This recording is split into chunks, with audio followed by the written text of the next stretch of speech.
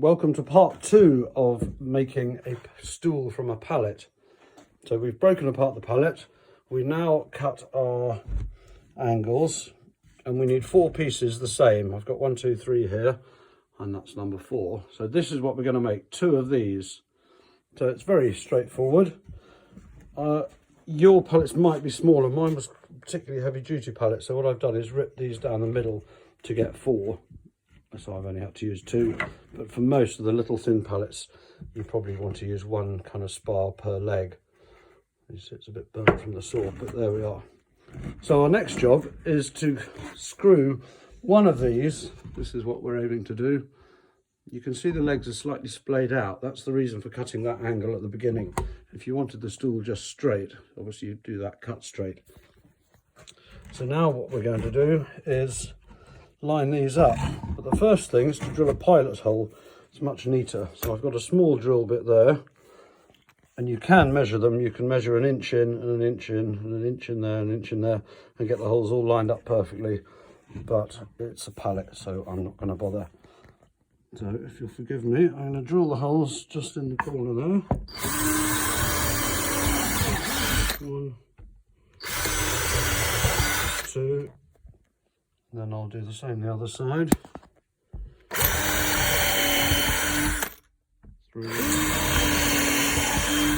4. So that's 4 holes. Then what you get, you don't have to do this bit, but it is better if you can, it's neater. You get a thing called a countersink. You see this, and all that does is just, you put it in that hole there, and it makes just a wee hollow so the screw sits nice and neatly into it. If you don't do that, the screw can sit proud, and it makes no difference really other than tidiness.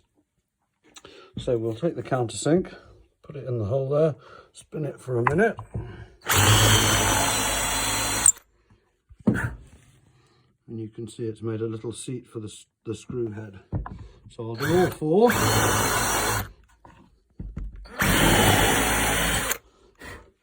What you can do if you haven't got a countersink, I'm just going to change the drill.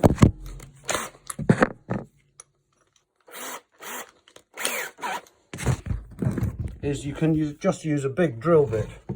That works almost equally well. You have to be a little bit careful that it doesn't catch and grind itself in and you've got a really deep hole.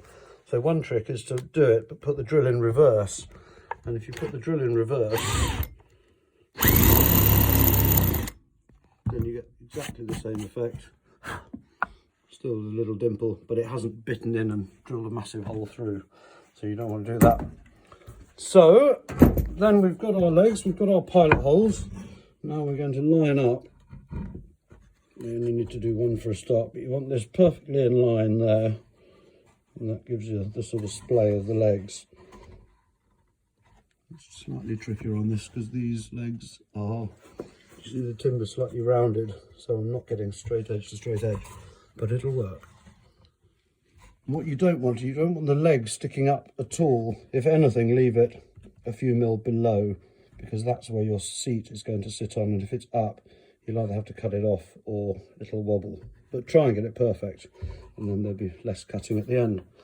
Then we're just going to screw all these 4 screws in. Do 2 for a start. I might have to come off the camera for that. And then we'll end up with our 2 frames.